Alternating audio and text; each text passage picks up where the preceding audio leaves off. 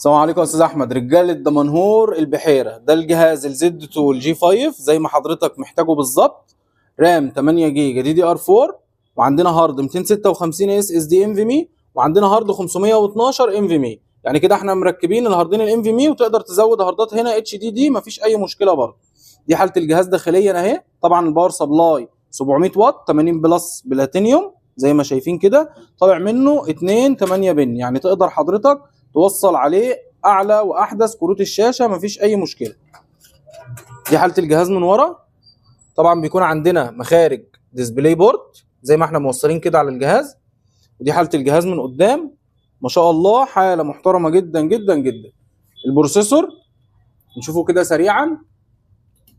بروسيسور اهو انتل كور اي 5 10500، الرام 8 جيجا دي دي ار 4 2666. طبعا هو بيقول لحضرتك الموديل بتاع الجهاز اهو اتش بي زد 2 جي 5 تاور ورك ستيشن. تمام. طبعا نشوف الهاردات مع بعض.